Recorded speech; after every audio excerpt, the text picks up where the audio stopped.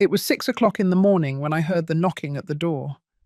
They weren't normal knocks, like the ones the mail carrier gives, or some distracted neighbour. They were hard, insistent, desperate knocks, the kind of knocking that wakes you up with your heart racing, with that feeling that something bad is happening. I sat up in bed, confused, trying to figure out what was going on. It was still dark outside. The light of dawn was just beginning to filter through my bedroom curtains. Who could be knocking at my door at this hour? I thought about ignoring it, about lying back down and pretending I hadn't heard anything. But the knocking continued, getting more urgent, more desperate. I got up, put on the robe I always leave hanging next to the bed, and walked barefoot across the cold hallway of my house. Every step I took toward the door increased my nervousness. Something in the air felt strange, heavy, as if the morning itself knew this day wouldn't be like the others. I reached the entrance and looked through the peephole. It was Robert, my longtime neighbour, the man who lived 3 houses down, the same one who had helped me fix the yard when George died 5 years ago. But this wasn't the calm, kind Robert I knew. His face was pale, distraught. His eyes were wide open, filled with something I immediately recognized. Fear. Genuine, deep fear, the kind that can't be faked. I opened the door slowly, barely enough to see him better. He took a step forward, practically tripping over his own words. "Mary, listen to me carefully. Don't leave the house today. Please, trust me. Don't go out for any reason." His voice trembled. Robert never trembled.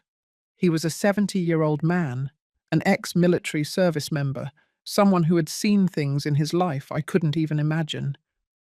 And there he was, in front of me, begging me to listen to him with an urgency that chilled my blood. "What? Robert?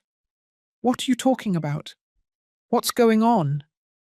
He looked behind him, out at the empty street, as if expecting to see something or someone. Then he looked back at me, and for a moment I thought he was going to tell me everything. But he didn't. He just shook his head, with an expression of anguish I had never seen on him before. "I can't explain now. Just stay home. Lock the doors. Don't open for anyone, not even if they look like officers. Do you understand me? No one." A shiver ran down my spine. Officers? What was he talking about? Why couldn't he just tell me what was happening? "Robert, you're scaring me. Tell me, what is it?" "You'll understand this afternoon. I promise you'll understand. But right now I need you to trust me. Please, Mary. Please." And before I could answer, before I could demand a real explanation, he was already backing away, moving down the driveway. I watched him disappear into the dim morning light, walking fast, constantly looking side to side as if he were being chased. I closed the door with trembling hands and stood there, in the silence of my own house, trying to process what had just happened. My heart was pounding so loudly I could hear it in my ears. What the heck was that? I walked to the kitchen, needing a glass of water, needing to think clearly. I turned on the light, and the sudden glare made me blink. Everything in my house looked normal. The table where I always eat breakfast, the mugs hanging in their place, the wall clock George gave me on our 30th anniversary. Everything was the same, but nothing felt the same. I poured myself water with hands that were still shaking and sat down on one of the chairs. Why was Robert so scared? And why couldn't he tell me the reason? He and I had a good relationship. After George died, Robert was one of the few people who genuinely cared about me. He helped me with heavy things around the house, invited me for coffee occasionally. He was always there when I needed him. But this was different. This wasn't a courtesy visit or a favor between neighbors. This was a warning, an urgent, desperate, terrifying warning. I looked at the clock. 16 minutes past 6 in the morning. Outside, the sky was slowly beginning to brighten, painting itself in shades of orange and pink. Any other day, I would be getting ready to go out. Tuesdays, I always went to the community centre to help with the children's reading program. It was something I had started doing after I was widowed, a way to fill the hours, to feel useful, not to be alone in this house full of memories. But today, Robert had told me not to leave, to stay locked inside. Why? What could be so dangerous out there that he felt the need to come to my house at 6 o'clock in the morning to warn me? I tried to rationalize. Maybe he had heard something on the news. Maybe there was a neighborhood security alert. But then, why didn't he tell me directly? Why all the mystery? And why did he tell me not to open the door, even if they looked like officers? That part bothered me more than anything else. Officers of what? Police? Government? What kind of situation requires you to distrust the authorities? I got up and walked to the living room window. I slid back just a corner of the curtain and looked outside. The street was empty and quiet. The trees swayed gently in the morning breeze. Everything looked perfectly normal. Too normal, perhaps. Then I saw it. A car parked at the end of the street, right on the corner. A grey sedan with tinted windows. It didn't belong to anyone in the neighbourhood, I was sure of that. I knew my neighbours' cars. This one was new. And something about the way it was parked, slightly angled, as if the driver wanted a clear view of the whole street, put me on edge. Had that car been there before? I didn't remember. Didn't. But I didn't usually pay attention to those things either. Until today. I let the curtain drop and moved away from the window, feeling a growing paranoia. This was ridiculous. I was a 68-year-old widow, retired, with a simple, predictable life. Who would want to harm me? Why would someone be watching my house? But Robert's look was still imprinted on my mind. The fear in his eyes was real, and Robert was not a man who was easily scared. I went back to the kitchen, and this time I made myself a cup of coffee. I needed caffeine. I needed to wake up completely and think this through clearly. While the water boiled, I took out my phone. Maybe I should call someone. But who? My children lived far away. Sarah in another state, working on her law career. Mark abroad, pursuing his photographer dreams. We had talked last Sunday, our routine weekly call. Everything normal, everything fine. I couldn't call them now and tell them I was scared because my neighbour told me not to leave the house. Alarms would go off. They would want me to move in with one of them, to leave this house, this life. And I wasn't ready for that. Not yet. The coffee was ready, and I sat back down at the table, staring at the steaming mug. What was I supposed to do? Sit here all day waiting for what to happen? What, exactly? Robert said I would understand by the afternoon. What was going to happen in the afternoon? I took a sip of coffee, barely burning my tongue. The pain brought me back to reality. I needed to calm down. Maybe I was overreacting. Maybe Robert had had a nightmare or was going through something personal and didn't want to worry me with the details. Maybe. The phone rang. I jumped so much I almost spilled the coffee. My heart started racing again. I looked at the screen. Unknown number. I hesitated for a moment, my finger suspended over the answer button. What if it was part of what Robert had warned me about? But it could also be a normal call, a survey, a salesperson. I answered. Hello? Silence. I could hear someone on the other end, soft breathing, but no one spoke. Hello? Who is this? More silence, and then click. They hung up. I lowered the phone slowly, looking at it as if it were a strange, dangerous object. A silent call.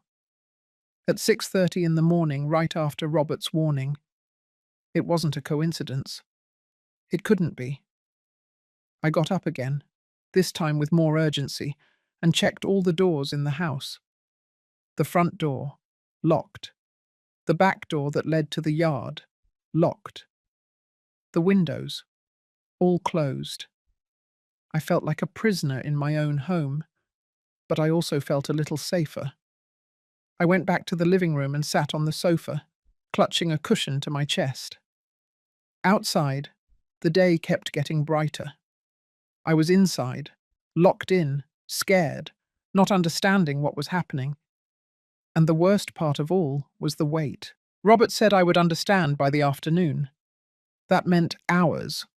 Hours of being here, alone, with my imagination creating the most terrible scenarios. I looked at the clock again. 6:45. The day had just begun, and it already felt like it had lasted an eternity. The hours passed with unbearable slowness. I stayed sitting on the sofa, checking the clock every 5 minutes, feeling like time was crawling as if the day itself was conspiring against my sanity. I tried to distract myself. I turned on the television, but I couldn't focus on anything. The news talked about the weather, politics, sports. Everything was normal. Nothing that explained why my neighbor had appeared terrified at my door. I turned off the television, and silence filled the house again. That silence I knew so well, that had been my constant companion for the last 5 years. Since George died, silence had become something familiar, almost comforting. But today was different. Today, the silence didn't comfort me. It oppressed me. I got up and walked around the house, checking the windows again, making sure everything was closed. I felt ridiculous doing this, like a paranoid old lady seeing dangers where there were none. But I couldn't help it. Every noise startled me. The wind against the windows, the creaking of the house's old wood, the distant hum of a car passing by on the street. I reached the room that had been George's and mine for 35 years of marriage. Now it was just mine. The bed perfectly made, the curtains half closed, his things still on the nightstand. I never had the courage to remove them. His watch, his reading glasses, the book he never finished. Sometimes I would come in here just to feel him close, to remember what it was like to have someone in this house, what it was like not to be alone. The children had suggested 1,000 times that I sell the house, that I move to something smaller, more manageable. "It's too big for you alone, Mum," Sarah would say every time we talked. And she was right. This 3-bedroom house, with its big yard and long hallways, was too much for a woman my age. But it was my home. It was the place where I had built my life, where I had raised my children, where I had loved and had lost. I wasn't ready to let it go. Not yet. I went back to the living room and peered out the window again. The grey car was still there. It hadn't moved in 2 hours. This couldn't be a coincidence anymore. Someone was watching the street, or they were watching me. I felt a shiver. Why would someone want to watch me? I wasn't anyone important. I was just a retired widow living off her pension and the savings George had left. We had a modest life. We never had a lot of money. George worked his whole life as an accountant at a medium-sized firm. He did his job, came home, we ate dinner together, we watched television. A simple, predictable life, without secrets or mysteries, or so I thought. I moved away from the window and went to the kitchen. I needed to eat something, even though I wasn't hungry. I made a sandwich that I could barely taste. The food felt like a knot in my throat. My stomach was closed up with anxiety. The phone rang again. This time I almost dropped it. I grabbed it with trembling hands and looked at the screen. Unknown number again. Different from the one in the morning, but just as anonymous. I hesitated. Should I answer? What if it was the same person as before? I answered. Hello? Silence again. But this time I could hear something else. Background noise, as if the caller was in a public place. Distant voices. The sound of traffic. Who is it? Why are you calling me? Nothing. Just that soft, almost imperceptible breathing. And then click. They hung up again. I put the phone down on the table and sat, feeling like tears were threatening to fall. I wasn't a woman who cried easily. I had learned to be strong when George died. I had to be. But this was overwhelming me. This feeling of not knowing what was happening, of being trapped in something I didn't understand. Why were they doing this to me? What did they want from me? I looked at the clock. 10 o'clock in the morning. 4 more hours until 2 o'clock in the afternoon. 4 eternal hours. I got up and started pacing around the house again, unable to stay still. I passed through the hallway full of family photos. Sarah and Mark when they were little, smiling in their school uniforms. Our wedding, me in my white dress and George so young and handsome. Vacations at the beach, birthdays, graduations. A whole life captured in frames hung on the wall. I stopped in front of a photo of George, taken a few months before he died. He was in the garden, with his gardening tools, smiling at the camera. He looked happy, healthy. No one would have imagined that 3 months later he would suffer a massive heart attack in his sleep. The doctor said it was fast, that he didn't suffer. That was supposed to comfort me, but it never really did. I missed him so much.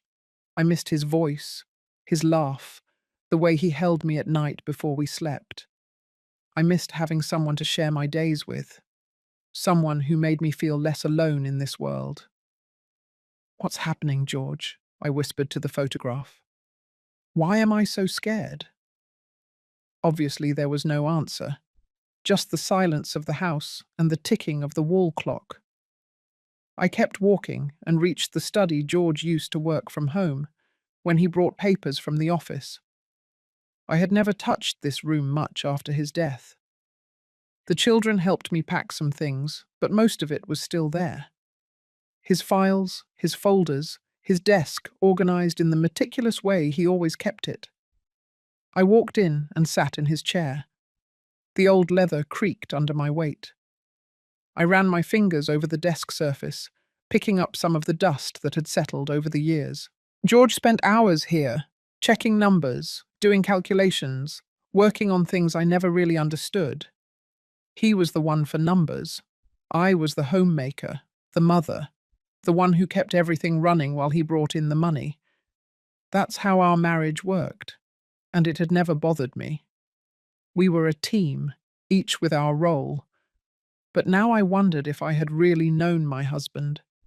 Were there secrets in his life I didn't know about? Things he hid from me to protect me? I shook my head. I was being ridiculous. George was a good, honest, transparent man. There were no secrets. There were no mysteries. It was just fear talking, making me doubt everything. I got up from the chair and was about to leave the study when I heard something that chilled my blood. Footsteps. Outside. In the yard. I froze, my heart pounding against my ribs. The steps were slow, deliberate. Someone was walking along the side of my house. I approached the study window carefully, moving as silently as possible. The curtains were partially closed. I barely peeked one eye through the edge and looked outside. There was a man in my yard, tall, dressed in dark clothing, walking slowly down the side path. It wasn't anyone I knew. His hands were in his pockets, and he was looking at the house, studying it, as if he were looking for something. Panic flooded me. I backed away from the window, tripping over my own feet. Who was he? What was he doing on my property? Should I call the police? But Robert had told me not to open the door even for officers. Did that mean I shouldn't trust the police either? I peered out again, more cautiously this time.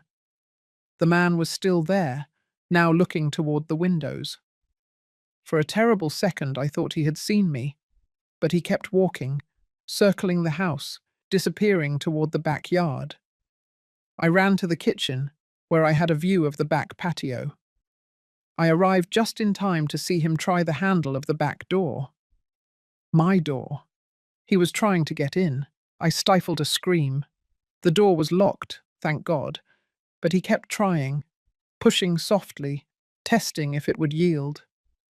I backed away from the window, my hands over my mouth, trying to control my breathing. This couldn't be happening. This wasn't real. After what seemed like an eternity, the footsteps moved away. I looked again. The man was gone, disappearing the same way he had arrived.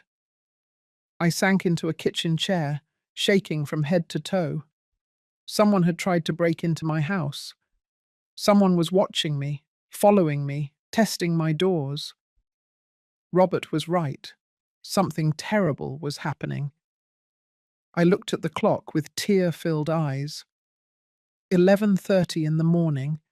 There were still 2.5 hours left. How much more could I endure this? I grabbed my phone with trembling hands and wrote a message to Robert. Someone was in my yard. They tried to open my door. I'm scared. What's happening? I sent the message and waited, staring at the screen with desperation. Minutes passed. 1, 2, 5. No answer. Please, Robert, answer me. Nothing. The silence in my house was now deafening. Every shadow seemed to move. Every sound was a threat. I felt like a cornered animal, waiting for the moment the predator would finally attack. And the worst thing was that I didn't even know who the predator was, or why it had chosen me. The phone rang at 12 o'clock noon, exactly at 12 o'clock, as if the caller had been waiting for that precise moment. This time it wasn't an unknown number.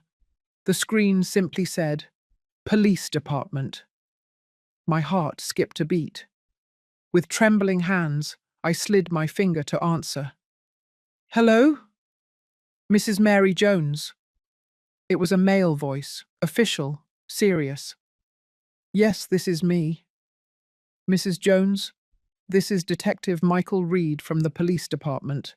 I need you to stay calm and listen to what I'm going to tell you." The tone of his voice made my stomach churn. Something bad had happened. Something very bad. What? What's going on? Mom, where are you right now? The question threw me off. Why did he need to know where I was? I'm at home. Why? What's happening? There was a pause on the other end. I could hear voices in the background, movement, as if the detective were in the middle of something important. "Mrs. Jones, I need you to confirm something for me. Were you at the St. Anthony Community Centre this morning?" I froze. The St. Anthony Community Centre. That was exactly where I went every Tuesday at 9 o'clock in the morning. Where I was supposed to be today. Where I would have been if Robert hadn't warned me to stay home. "No," I replied, feeling my voice tremble. "No, I've been here at home all morning. Why?" Another pause. This time, longer. When the detective spoke again, his tone was different. More cautious. More concerned. "Ma'am, this morning at 9:20, there was an incident at the community centre. A serious incident. And we have multiple testimonies from people who claim to have seen you there." I felt as if the ground was opening up beneath my feet. "What? No, that's impossible. I wasn't there. I'm telling you, I was at home all morning." "I understand, Ma'am, but I need you to understand the gravity of the situation. There are witnesses who identified you. There are even recordings from the centre's security cameras." "That can't be." It has to be a mistake. I didn't leave my house. Mrs. Jones, is there anyone who can corroborate that you were at home this morning? Any family? Any neighbors? I thought of Robert, but he had specifically warned me not to open the door to anyone. Did that include the police? Besides, he hadn't answered my message. I had no way to prove where I had been. I was alone, but I swear I didn't leave. What incident? What happened? The detective sighed on the other end of the line. I would prefer not to give details over the phone. Ma'am, I need you to come to the station so we can clarify this. Go to the station? Am I being accused of something? I'm not saying that, ma'am. We just need you to come give your statement and help us understand what happened. This is very serious. My mind was a chaos of contradictory thoughts. Robert had told me not to leave, not to open the door even for officers. But now the police were asking me to go to the station. What was I supposed to do? I need time to process this. I can come later. Mrs. Jones, I really need you to come now. If you weren't at the center, as you say, then we have a much bigger problem. Someone is using your identity. The words fell on me like stones. Someone is using my identity. What did that mean? Was someone impersonating me? Why? I don't understand any of this. How is it possible that someone... That's why we need you to come in, ma'am. To resolve this. Can I send a patrol car to pick you up if you prefer? No. The word came out louder than I intended. No, Let me think. I need a moment. Ma'am, if you don't come voluntarily, I will have to... I hung up. I know it was stupid. I know I probably made things worse. But panic overwhelmed me. I dropped the phone on the sofa and held my head in my hands. What was happening?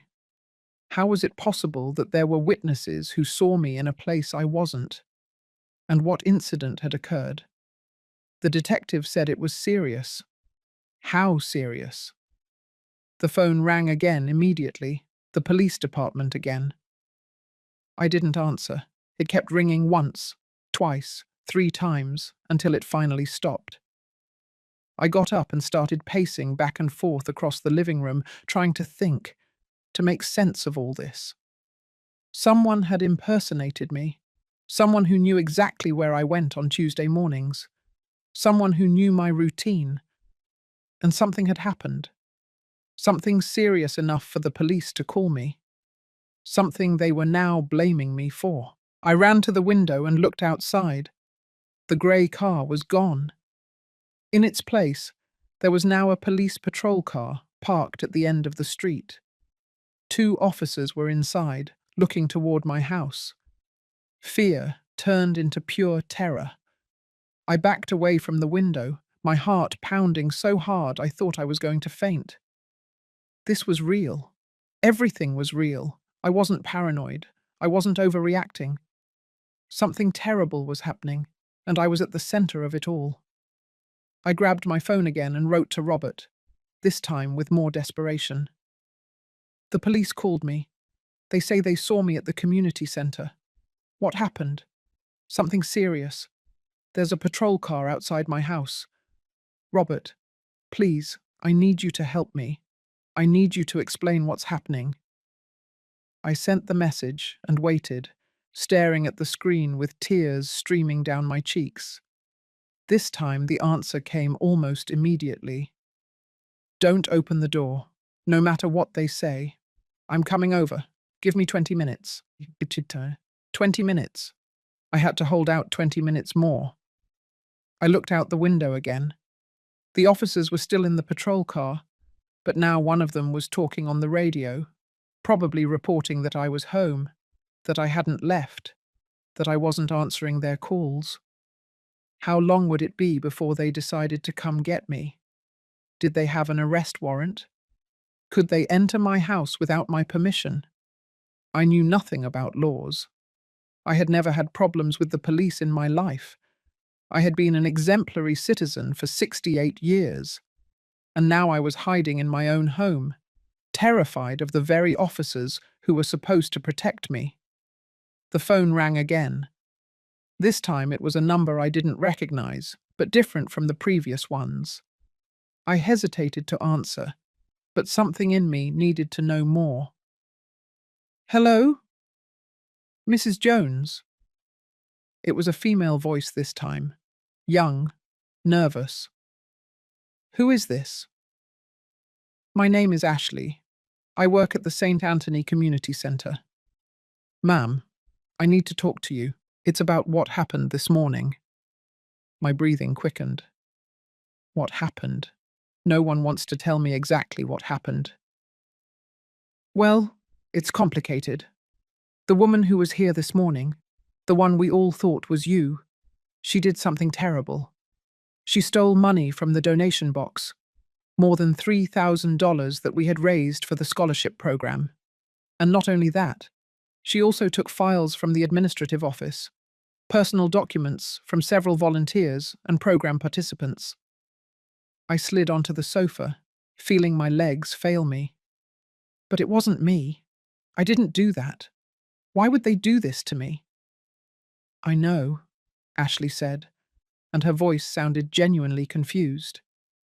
That's why I'm calling you, because something doesn't add up.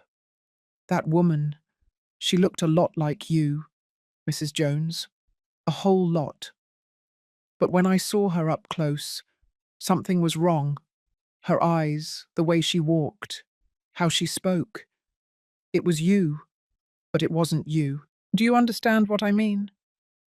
No, I don't understand anything. How is it possible that someone looks so much like me? And why?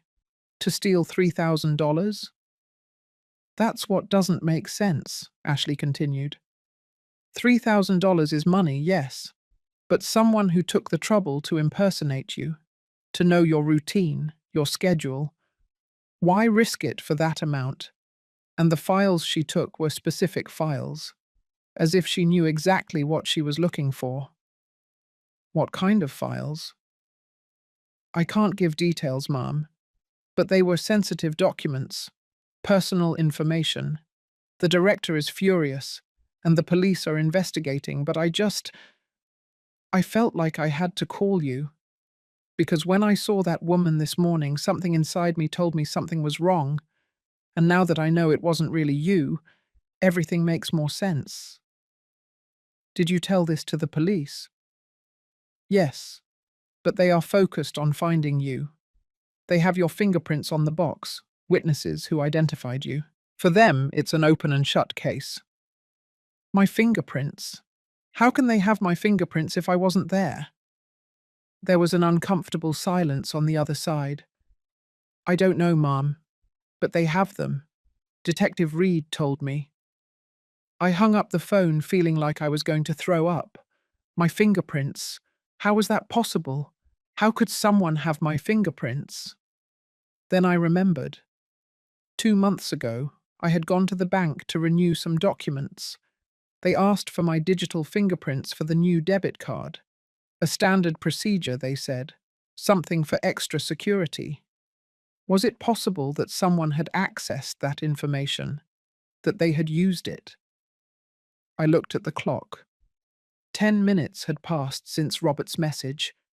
10 more minutes. But then I heard something that made my blood freeze. Footsteps on the porch, knocking on the door. But they weren't desperate knocks like Robert's this morning. They were firm knocks, authoritative. Mrs. Jones, Police Department, we need you to open the door. I stood paralyzed in the middle of the living room, looking at the door as if it were a living creature about to devour me. The knocking continued, becoming more insistent. Mrs. Jones, we know you're in there. Please open the door. We just want to talk to you. It was Detective Michael Reed's voice, the same voice I had heard on the phone minutes earlier, but now, hearing it on the other side of my door, so close, terrified me in a way I couldn't explain. Robert had told me not to open the door, not to trust anyone, not even officers. But how could I not open for the police? Wouldn't it make everything worse if I refused? Ma'am, if you don't open voluntarily, we will have to consider other options. We don't want to come to that. Other options? What did that mean? Breaking down the door? A search warrant? My mind tried to process all the possibilities, while my feet remained glued to the floor. I approached the door slowly, making no sound, and looked through the peephole. They were two men dressed in dark suits.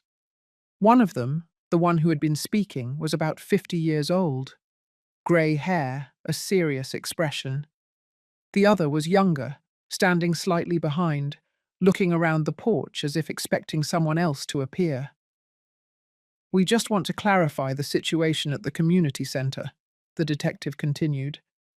If you really weren't there, as you claim, then we need your help to find the person who was. It's as simple as that. He sounded reasonable, logical, exactly what a real detective would say. But something in his tone, in the way he looked at me through the peephole, told me this wasn't that simple. I need to talk to my lawyer first, I finally said, surprising myself with how firm my voice sounded. The two men exchanged glances. Ma'am, you are not being accused of anything yet. We just need your statement. You don't need a lawyer for a conversation. Yet. That word resonated in my mind. I wasn't being accused yet, but I would be soon if I didn't cooperate. Anyway, I prefer to wait. The detective sighed, and for a moment I thought they would leave, but then he took something out of his pocket. A photograph. You can at least see this, Mrs. Jones. He held it up to the peephole. It was a security camera image, grainy and in black and white, but clear. It showed a woman entering the community centre, a woman who looked exactly like me. My heart stopped. It was like looking in a mirror. The same height, the same haircut, the same way of walking. She even wore clothes similar to what I would have worn, khaki pants and a light blouse with a sweater over it. That's you, Mrs. Jones. I couldn't answer. I was too shocked. Who was that woman? How was it possible that she looked so much like me? She has your face, your build, your way of dressing. The centre staff immediately recognized her. They even called her by name, and she responded. You're telling me you have an identical twin that no one knows about? I don't have siblings, I whispered, though I wasn't sure if they had heard me. The detective put the photograph away, and his expression hardened. Mrs. Jones, this is not going to go away. The longer you go without cooperating, the worse it will look for you. I suggest you reconsider your decision. I already told you I wasn't there. I don't know who that woman is, but it's not me. Then help us prove it. Come with us. Give your statement. Allow us to take your fingerprints for comparison. You already have my fingerprints, I interrupted. They told me they found them at the scene. Another exchange of glances between the two men. The younger one approached and whispered something in the detective's ear. Reed nodded slowly. It's true. We have them. Which makes your insistence that you weren't there even harder to believe. Do you understand the situation you're putting yourself in? Yes, I understood. I understood perfectly that someone had planned this very carefully. Someone who knew where I went, how I dressed, how I spoke. Someone who had somehow gotten my fingerprints. This was not a random robbery. It was a calculated operation. But why? I'm going to give you 5 minutes to open this door, Mrs. Jones, the detective said, and now his voice had a threatening tone. 5 minutes. After that, we're going to have to take more drastic measures. They moved away from the porch and walked back toward the patrol car that was still parked on the street. I watched them talk among themselves, one of them making a call on his radio. I moved away from the door with trembling legs. Where was Robert? 15 minutes had already passed. I needed him to arrive now, to explain to me what the heck was going on. I went back to the living room window and watched. The two men were still next to the patrol car, waiting. The younger one constantly looked at his watch. Detective Reed was talking on the phone, gesturing with his hands as if he were arguing with someone. Then I saw another car approaching on the street. A black sedan, newer than the other cars in the neighborhood. It parked behind the patrol car, and a woman got out. She was wearing a formal suit and sunglasses, even though the day was overcast. She approached Detective Reed, and they began to talk. I couldn't hear what they were saying, but the conversation seemed tense. The woman pointed toward my house. The detective shook his head. She insisted. Who was she? Another detective? A prosecutor? My phone vibrated. A message from Robert. I'm 2 blocks away. Don't open the door. No matter what happens, don't open it. 2 blocks. He was almost here. I just needed to hold on a little longer. But then the woman in the suit started walking toward my house. Not toward the front door, but toward the side.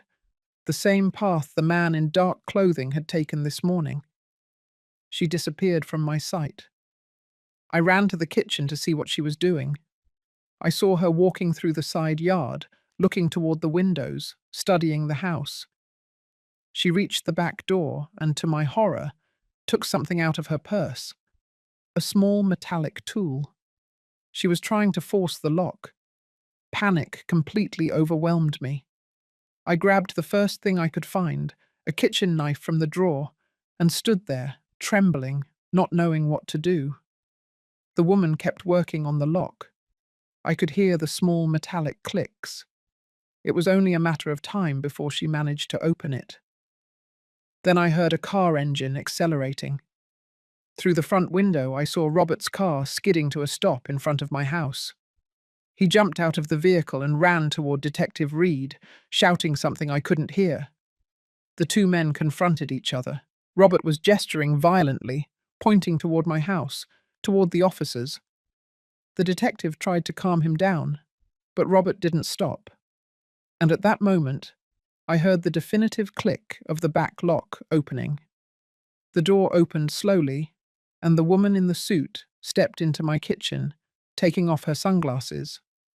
When I saw her face clearly, I felt the world stop. She had my face. She didn't look like me. It was exactly me. Every wrinkle, every mark, every detail. She smiled, and it was the most terrifying smile I had ever seen in my life. "Hello, Mary," she said in my own voice. "I think you and I need to have a very serious conversation." I backed up until I hit the wall. The knife trembled in my hand. The woman calmly closed the door behind her, never taking her eyes off me. It was like standing in front of a living mirror, but a mirror that moved by its own will, that breathed, that smiled with a coldness I had never seen in my own reflection. "Don't scream," she said, raising her hands in a gesture of peace that conveyed no calm. "If you scream, the ones outside are going to come in. And believe me, you don't want that to happen." "Who are you?" My voice came out barely as a hoarse whisper. "That's a complicated question," she replied, walking slowly to the kitchen table and sitting down as if she were in her own home. "Let's say I'm someone who knows your life very well. Every detail, every habit, every little secret. What do you want from me?" She tilted her head, studying me with those eyes that were identical to mine, but that looked in a completely different way. There was something calculating in them, something ruthless. "It's not what I want. It's what other people want. I'm just the messenger, the enforcer, if you prefer to call it that. I don't understand anything you're saying." "I know. And that's precisely why we're in this situation. Your ignorance, Mary. Your blessed and convenient ignorance about who your husband really was." The mention of George made something break inside me. Fury replaced fear for a moment. Don't you dare talk about him. You don't know anything about my husband." She laughed, and the sound was disturbing coming from my own face. "I don't know anything." "Oh, Mary, I know more about George than you did in 35 years of marriage. I know about the hidden accounts, the encrypted files, the secret meetings. I know about what he discovered and what he tried to do with that information." "You're lying.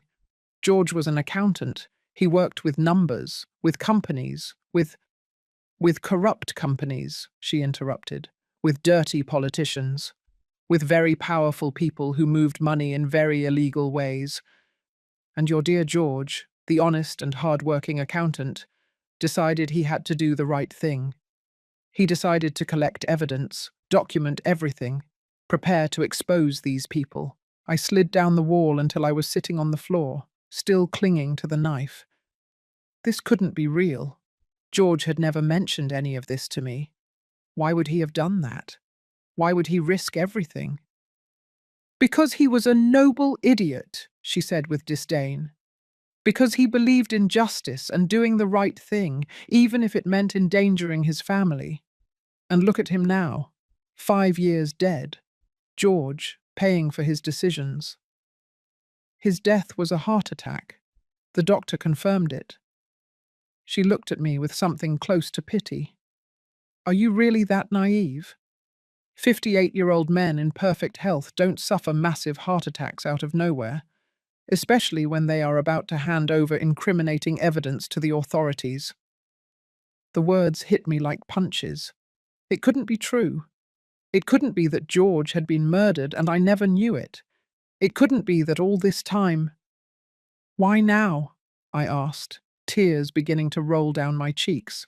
"Why after 5 years are they coming for me?" "Because we found something. A trail George left. A clue suggesting he didn't take all the evidence to the grave. That he left a backup copy. And we believe you know where it is." "I don't know anything. I swear to you. I don't know anything about any evidence." "That's what you said 6 months ago when we intercepted you at the bank, remember? We asked for your digital fingerprints for the new security card. A completely routine procedure." The memory came back to me with terrifying clarity. The bank employee, insistent but kind. The digital scanner. The way she assured me it was only for my protection. It was you. It was me. We needed your fingerprints to be able to use them today. To make the community center robbery look like your fault. To have leverage over you. To pressure you to cooperate. But I don't know where that evidence is. George never told me anything. She got up from the chair and approached me, crouching down to my height. Her closeness made my stomach churn. "Then you're going to have to remember.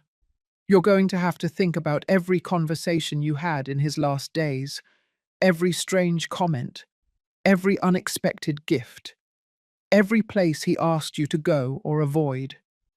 Because he told you something, Mary. He left you something. Men like George always leave something to protect their wives." Outside, I heard Robert's voice shouting, still arguing with the detective. How much longer could he keep them occupied? "And if I really don't know anything, what are you going to do then?" She straightened up, looking down at me with a cold expression. "Then you're going to prison for robbery and identity theft. You have your fingerprints on the donation box, multiple witnesses, and video recordings that clearly show you at the crime scene. They're going to give you years, Mary. Years locked up, away from your children, slowly dying in a cell. You can't do this. It's already done, unless you give me what I want." The front door burst open. Robert rushed into the house, immediately followed by Detective Reed and the other officer. Robert saw me on the floor, saw the woman standing in front of me, and his face went pale. "Get away from her," Robert ordered, his voice full of an authority I had never heard from him. The woman turned to face them, showing no sign of surprise or concern. "Robert Miller, it's been years. Still the loyal guardian, aren't you?" "I said get away." Detective Reed looked confusedly between the woman and me, noticing the impossible similarity for the first time. What the hell is going on here? Robert moved quickly, placing himself between the woman and me, helping me to my feet with his free hand. In his other hand, he held something that made my heart stop. A yellow envelope, old and worn. "It's time for Mary to know the truth," Robert said, looking directly at the woman. "The whole truth. George made me promise to protect her, to only tell her if danger came to her door. Well, here's the danger." He extended the envelope to me. I took it with trembling hands. On the front, written in George's unmistakable handwriting, it said, "For Mary, open only with Robert." "What is this?" "Your answer," Robert replied, "and also your condemnation, depending on how you decide to use it." The woman took a step toward us, but Detective Reed finally reacted, blocking her way. "No one moves until someone explains to me what is going on. Mrs. Jones, or whoever you are, stay where you are." I looked at the envelope in my hands, feeling its weight as if it contained all the life I thought I knew, and all the lies that supported it. George had known. He had known this would happen someday. And he had left me something. Something important enough that dangerous people would come looking for it 5 years later. "Open it, Mary," Robert urged. "It's time for you to know who your husband really was, and who you are now that he's no longer here to protect you." With trembling fingers, I began to open the envelope, knowing that what I would find inside would change everything forever. The envelope contained a letter folded in 3 parts, handwritten in George's careful script. Just seeing it made me feel his presence, as if he were there with me, trying to explain something he never had the courage to tell me in life. With trembling hands, I began to read while everyone in the kitchen waited in silence. "My dearest Mary, if you are reading this, it means the danger I so feared has finally arrived. It means I am no longer there to protect you, and that Robert has kept his promise to look after you when I couldn't. Forgive me for the lies. Forgive me for building our life on secrets you never should have had to bear. But understand that every decision I made was to keep you safe, you and our children." I had to stop, the tears blurring the words. Robert put a hand on my shoulder, giving me strength to continue. "For 20 years, I worked as an accountant for legitimate businesses. But 8 years ago, one of my clients asked me to review certain accounts for a construction company. What I found was much bigger than I imagined. A massive money laundering scheme involving high-level politicians, judges, influential business people. They were moving millions of dollars through fake projects, inflated contracts, diverted public funds." My breath hitched. George had uncovered a corruption network. Why had he never told me? At first, I tried to ignore it, Mary. I wanted to pretend I hadn't seen anything. But I couldn't.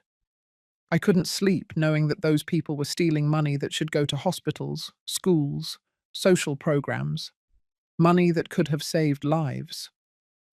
So I started saving copies, documents, transfers, emails, everything that proved their guilt. The woman who had my face let out a bitter laugh from where the detective was keeping an eye on her. "Your noble husband. So brave. So stupid." Robert shot her a murderous look, but didn't say anything. I continued reading. "I contacted an investigative journalist named Alan Vance. We planned to make all the information public, but someone discovered us. Alan died in a supposed car accident 2 weeks before we could publish. Then I knew they would come for me too, so I took precautions. I hid all the evidence in a safe place, a place only you could find, Mary, because it's connected to a memory only we share." My heart pounded hard. What memory? What was he talking about? Remember our 25th anniversary? The trip we took, the place where we renewed our vows, the small box we buried under the tree with our written promises inside. Everything is there, my love. Every document, every piece of evidence, every name. They are waiting for someone brave enough to use them. The letter continued, but my hands were shaking so much that Robert had to hold it for me so I could keep reading. Robert knows everything. He was my confidant, my protector. I asked him to watch over you from a distance, never to tell you anything unless the danger was imminent. Trust him as I trusted him. And forgive me, Mary. Forgive me for leaving you alone with this burden. But if you are reading this, it's because you now have a decision to make. You can hand over the evidence and complete what I started, risking your own safety, or you can destroy it and live the rest of your life in peace, even if that peace is built on silence. I won't judge you for whatever decision you make. Just know that I love you, that I always loved you, and that my greatest regret is not being able to be there to face this with you. Yours always, George. I let the letter drop, feeling as if my heart had been ripped from my chest. All this time, 5 years believing I had known my husband, when in reality I had been living with a stranger. A brave and foolish stranger who had decided to stand up to powerful people without even telling me. Our 25th anniversary, I whispered. We went to the cabin in the Adirondack Mountains, 2 hours from here. Robert nodded slowly. The cabin you rented for a week, where you renewed your vows under that old oak tree. The memories returned with painful clarity. It had been one of the most beautiful moments of our marriage. George had organized everything, the small but cozy cabin, the private ceremony with just the two of us, the tree under which we promised to love each other for 25 more years. We had written our promises on papers and buried them in a small metal box at the foot of the tree, saying that someday we would come back for them. We never went back. 2 years later, George was dead. The documents are there, I said, more to myself than to the others, buried under the tree. The woman with my face stepped forward, but Detective Reed firmly stopped her. Who are you? He asked her.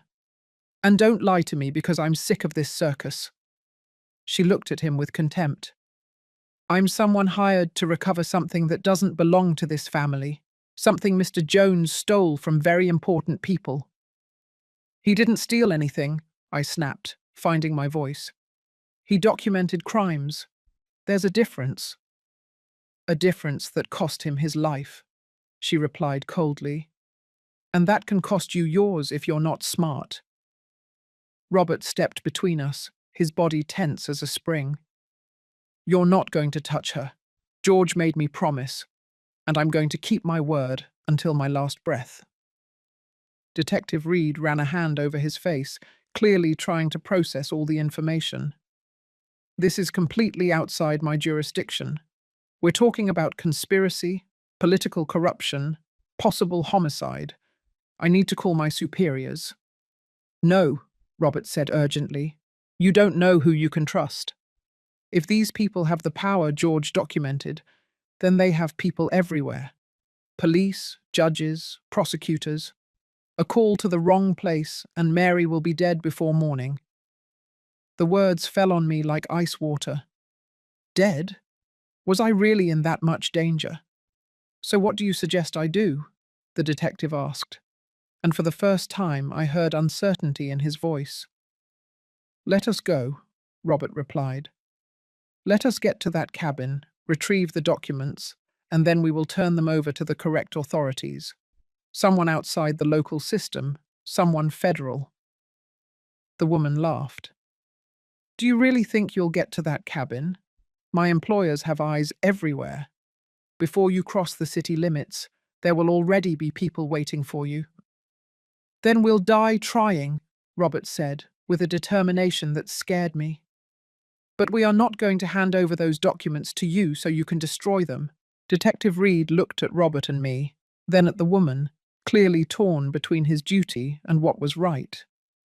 If I let you go, I'm risking my career, possibly my life. And if you don't, I said, finally finding my own determination, you will be allowing corrupt people to continue stealing and killing without consequences. My husband died trying to do the right thing.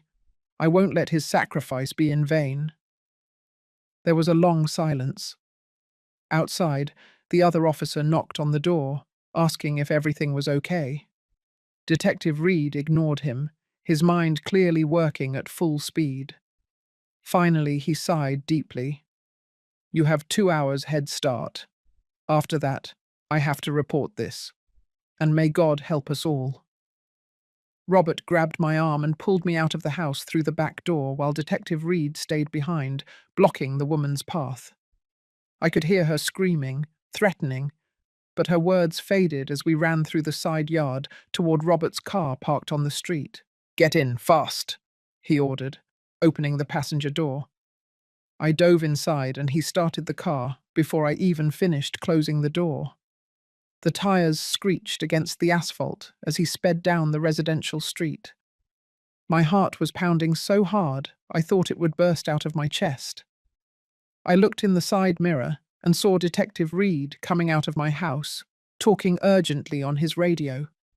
The woman with my face appeared behind him, her expression full of fury. Do you really think we'll get to that cabin? I asked, my voice cracking. She said they have people everywhere. We have to try, Robert replied, his eyes fixed on the road as he took a curve too quickly. George didn't die for those documents to remain buried forever. We left the neighborhood and entered the main highway. Robert was driving erratically, constantly changing lanes, taking unexpected exits to make sure no one was following us. How did you really know George? I asked, needing to understand. You said he told you everything. Why did he trust you? Robert kept his eyes on the road, but I saw his jaw tighten. Because I also worked in the shadows. 15 years ago, I was a private investigator. I specialized in corporate fraud cases. George hired me when he started to suspect something was wrong with his clients. What we found together was much worse than either of us imagined. Why did you never tell me? All these years, living 3 houses away, helping me with the yard, having coffee with me. It was all a lie. It wasn't a lie, he said firmly. My affection for you is real, Mary. But I had orders from George. I was only to reveal the truth if your life was in danger. And until today, it wasn't. How did you know today was the day? Because I've been seeing strange movements for months. Unknown cars in the neighborhood. People watching your house. Someone went through your trash last week. I knew they were preparing for something. When I intercepted a conversation early this morning, I knew it was today. That's why I went to warn you. He took another exit off the highway, and we entered a less-traveled secondary route. The urban landscape began to give way to hills and trees. The cabin was in the mountains, far from the city, in a remote location George had chosen precisely for its privacy. How much longer? I asked. An hour and a half if no one stops us. But we can't take the direct route. I'm going to take detours, use secondary roads. It will take us longer, but it's safer. I looked in the rearview mirror. For now, the road behind us was empty, but I knew it wouldn't last. That woman, whoever she was, wouldn't give up so easily. Who is she? I asked. How is it possible that she looks so much like me? Robert shifted gears as we climbed a steep hill. Her name is Yolanda. She is a specialist. These criminal organizations use them to infiltrate, to impersonate identities. They have perfected techniques of prosthetic makeup, minor surgery, voice training. She has probably been studying you for months. Every gesture, every expression, every way you move. The idea made my stomach churn. Had someone been observing me, analyzing me, preparing to become me? And Detective Reed? Do you think he's really going to give us 2 hours? I hope so. He seemed like an honest man in a corrupt system. But we can't trust anyone except ourselves. We continued driving in silence for several minutes. The landscape became greener, wilder. We passed through small towns where life seemed to move slower, where people knew nothing about conspiracies or hidden documents or women who stole identities. Did you ever regret it? I asked suddenly. Helping George? If you hadn't, maybe he would still be alive. Robert gripped the steering wheel tightly. Every day. But I also know that George would have done the same with or without my help. He was a man of principles. He couldn't stand idly by while he saw so much corruption. And he left me alone. He left me with this burden. He left you the truth, and the choice of what to do with it. We arrived at a small mountain town, and Robert stopped at a gas station. We needed fuel, and it was also an opportunity to check if anyone was following us. Stay in the car, he said. Keep your head down. While he filled the tank, I looked around nervously. There were few people. An old truck driver drinking coffee, a family with children buying snacks. Everything seemed normal, too normal. Robert paid quickly and got back in the car. But before starting, he looked at his phone and his face went pale. What is it? He showed me the screen. It was a text message from an unknown number. It contained only one photograph. The cabin in the mountains, our cabin, and below, a short message. We are waiting for you. My blood froze. They already knew where we were going. How was that possible? They must have tracked my phone, Robert said, immediately turning it off and taking out the battery. Oh, and yours. Give me your cell phone. I handed him my phone and he did the same, taking out the battery and throwing both phones into a nearby trash can. Without phones, we can't call for help if something goes wrong, I said. But they can't track us either. It's a necessary trade-off. He started the car again, but now his expression was much grimmer. If they are already at the cabin, what do? We can't just show up there. Robert drove in silence for a minute, thinking. Then he took a detour onto a dirt road that led into the woods. I know another way to get there. A trail that hunters used years ago. It will drop us off at the back of the property. We can approach without being seen. And if it doesn't work, then we improvise. But we're not going to give up, Mary. Not after coming this far.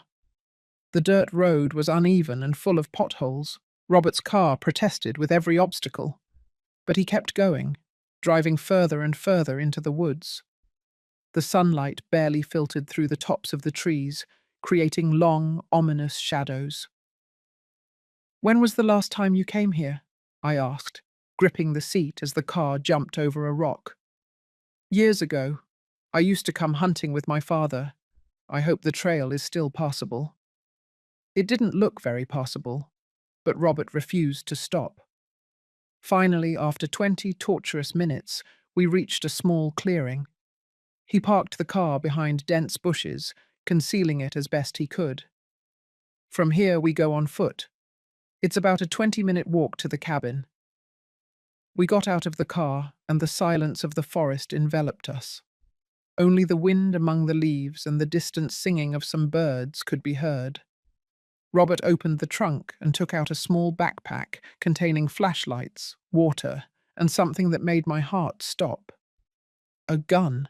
Do you really think it will be necessary? I asked, pointing to the pistol he was putting in his belt. I hope not. But George made me promise to protect you no matter what. And I'm going to keep that promise. We started walking along the barely visible trail among the trees. Each step took me further away from the world I knew and closer to an uncertain future. I carried George's letter with me, carefully folded in my pocket. His words resonated in my mind. You have a decision to make.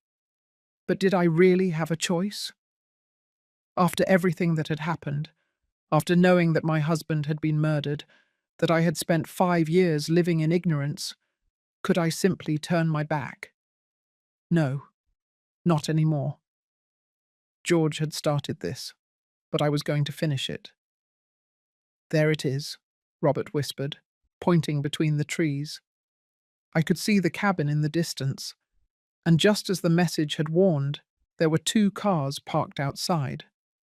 We were not alone. We crouched behind a fallen log, observing the cabin from our hidden position. The 2 cars parked outside were black SUVs with tinted windows. I couldn't see how many people were inside the cabin, but I knew they weren't there to welcome us. The tree is on the other side, I whispered to Robert. Behind the cabin, near the creek. He studied the terrain, calculating distances and angles. If we move to the left, following the tree line, we can get there without them seeing us from the windows. But we have to be silent. A single noise and they will know we are here. What if they already know? What if they are waiting for us to do exactly this? It's a risk we have to take. We started moving slowly, crouched low, using the trees and bushes for cover. Every branch that cracked under our feet made me hold my breath. My heart was beating so hard, I was sure they could hear it from the cabin. It took almost 10 minutes to cover what would normally have been a 2-minute walk. But finally, we reached the back of the property. And there it was, the old oak tree under which George and I had renewed our vows 25 years ago. It looked older now, more gnarled, but it was still majestic. Its roots spread over the ground like ancient veins. Somewhere under those roots was the box we had buried. The box that now contained much more than our promises of love. "Do you remember exactly where you buried it?" Robert asked in a barely audible voice. I closed my eyes, trying to remember. We had been standing in front of the tree, George digging with a small shovel. I was holding the metal box. He had chosen a spot between 2 big roots on the side facing the creek. "There," I pointed, "between those 2 roots." Robert took a small folding shovel from his backpack and began to dig carefully, trying to make the least noise possible. The earth was more compacted than we expected. Years of rain and root growth had sealed the place like a tomb. Every movement of the shovel made me more nervous. How long would it be before someone came out of the cabin? Before they discovered us? After what seemed like an eternity, Robert's shovel hit something metallic. We both froze, listening to see if anyone had heard the sound. Nothing. Just the whisper of the wind and the murmur of the nearby creek. Robert removed the dirt with his hands, slowly revealing an oxidized metal box. It was bigger than I remembered. George had replaced our small promise box with something much more substantial. He carefully pulled it out of the hole. It was sealed with a combination lock. Robert looked at me. "Do you have any idea what the combination might be?" I thought quickly. George always used significant dates for his passwords and combinations. Our wedding date, the children's birthdays. But this was different. This was something that only I should be able to open. Then I knew. The date of our 25th anniversary, when we buried the original box. 270897. I turned the dial with trembling fingers. August 27th, 97.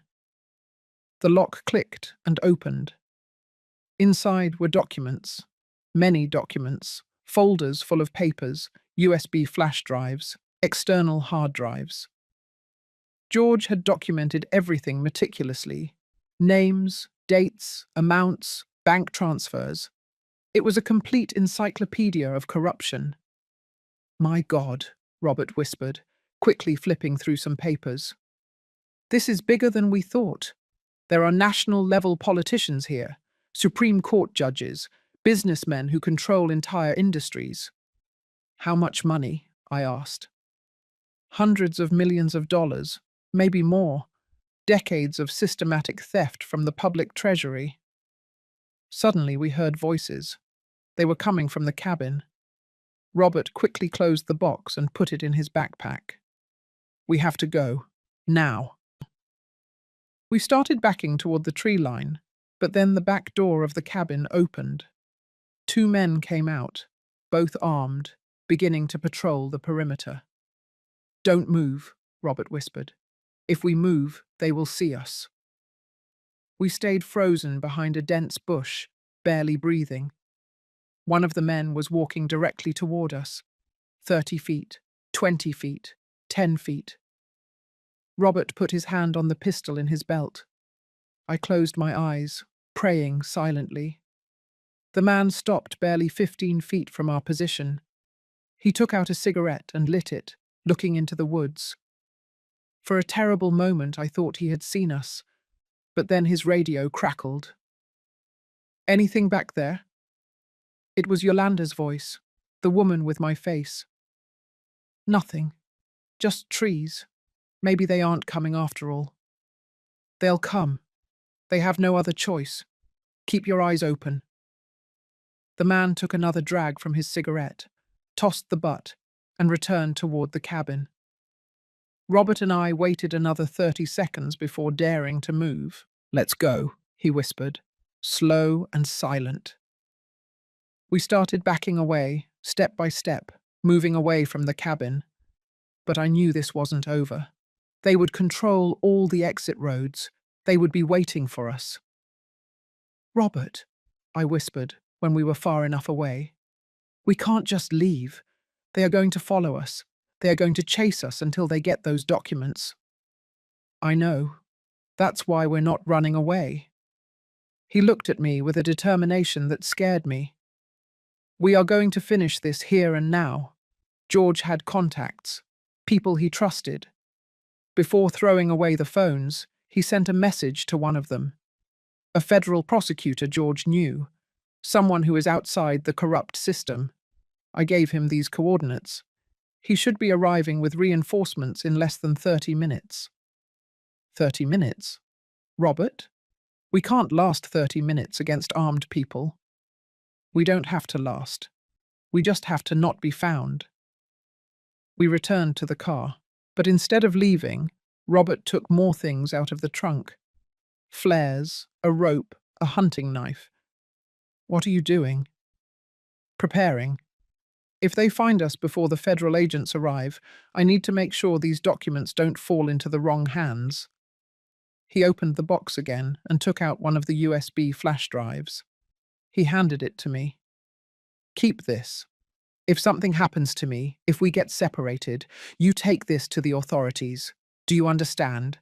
No matter what happens, this flash drive has to get there safely. I took the small USB flash drive, feeling the weight of it in my hand despite its tiny size. In this small object was George's life and death, his legacy, his truth. Robert, I'm scared. He put his hands on my shoulders, looking me directly in the eyes.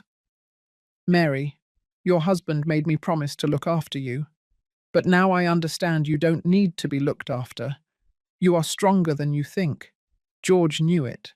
That's why he left this to you, because he knew you would have the courage to do the right thing when the time came.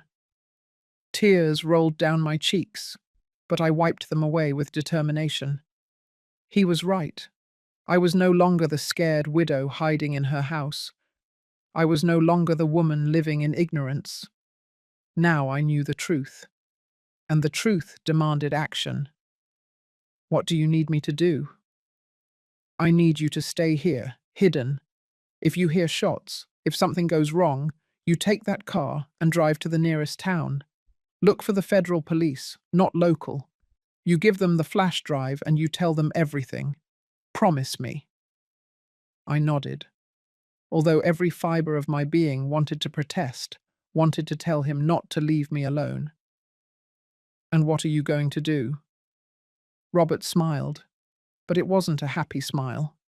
It was the smile of a man who has accepted his destiny. I'm going to make sure George didn't die in vain. I'm going to keep the last promise I made to my friend. Before I could answer, we heard engines. The black SUVs were moving away from the cabin, starting to sweep the area. They had discovered us, or at least they knew we were close. Robert gently pushed me toward the car. Hide, and no matter what happens, don't come out until it's safe. Robert, no. But he was already gone, moving between the trees with the backpack containing the box of documents, taking them away from me, becoming the decoy. I was left alone in the car, the USB flash drive clenched in my hand, listening to the approaching engines. The minutes that followed were the longest of my life. Hidden in the car, crouched in the back seat, I listened to the SUV engines moving through the woods, the voices shouting orders, the footsteps running between the trees. And then, the sound I feared most. Gunshots. 3 quick shots, followed by silence, then more voices, more movement. I clutched the USB flash drive to my chest, praying that Robert was okay, but knowing in my heart that he had done exactly what he promised. Sacrificed himself to protect me. Silent tears streamed down my face. George had died for this truth. And now Robert, too. How many more lives would it cost? When would this cycle of violence and secrets end? Then I heard something different. Sirens. Many sirens. And the unmistakable sound of helicopters approaching. Robert's reinforcements had arrived. What followed was chaotic. More shots, shouts, orders amplified by megaphones demanding that everyone drop their weapons. I remained hidden, trembling, not daring to move a muscle until everything went silent. Finally, someone knocked on the car window. It was a man in a bulletproof vest that said FBI in large letters. Behind him, dozens of federal agents were moving through the area, arresting the people who had been hunting us. Mrs. Jones?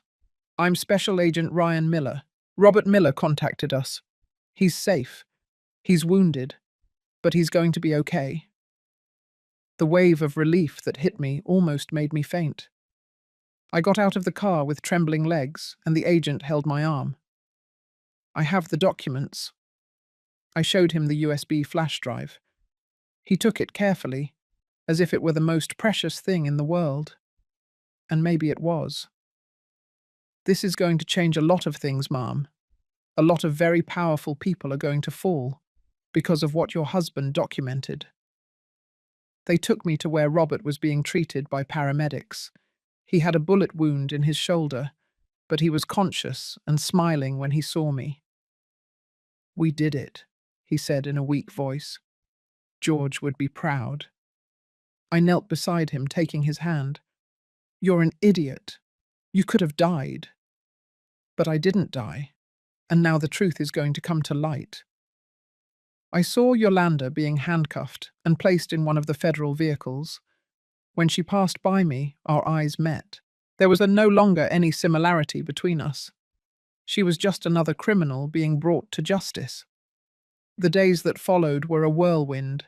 George's documents unleashed the biggest corruption scandal in decades.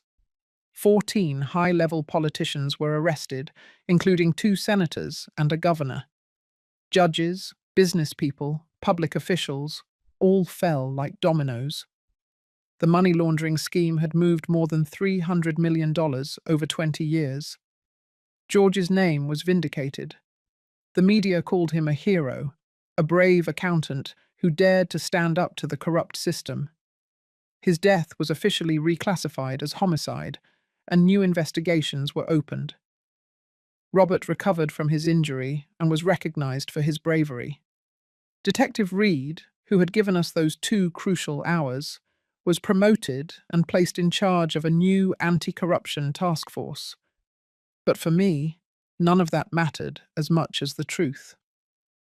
I finally knew who my husband had really been. Not the quiet man who read the newspaper every morning, but the silent hero who risked everything to do the right thing. 3 months later, I returned to the cabin, this time alone, on a sunny and peaceful day. I walked to the old oak tree and sat down in its shade, touching the earth where we had buried our promises so many years ago. I took out a new letter I had written, folded carefully. In it, I told George everything that had happened, how I had found my courage, how I had completed his mission. I told him I forgave him for the secrets, that I understood about why he had done it. And I promised him that I would live the rest of my life honoring his memory, not hiding from the world, but facing it with the same bravery he had shown. I dug a small hole and buried the letter under the tree, along with the ashes of the fear I had carried for so many years. When I got up to leave, I felt different.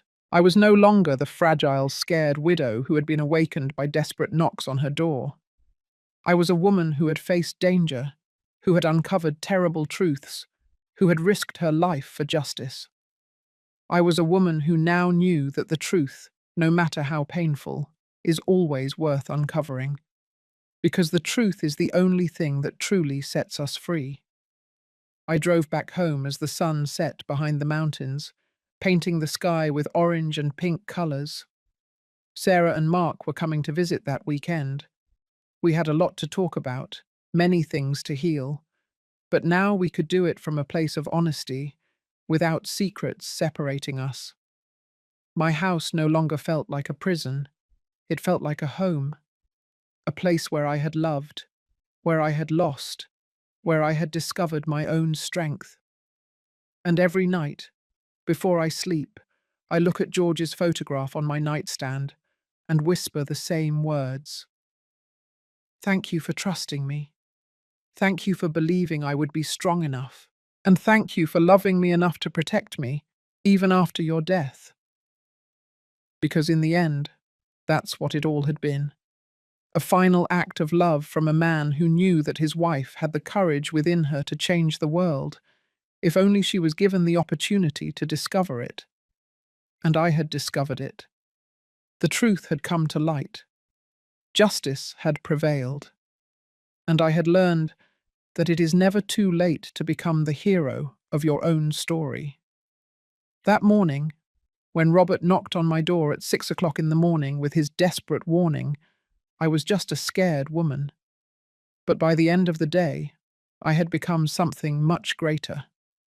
I had become someone who refused to live in ignorance, who chose truth over comfort, who risked everything to do the right thing. And that, I discovered, was the most important lesson George had wanted to teach me. Not that I needed to be protected from the world, but that I had the strength to face it. Now, every morning when I wake up, I look out my bedroom window and see a new day full of possibilities. I am no longer afraid of the shadows or the secrets, because I have learned that the light always finds a way to shine, no matter how much they try to hide it.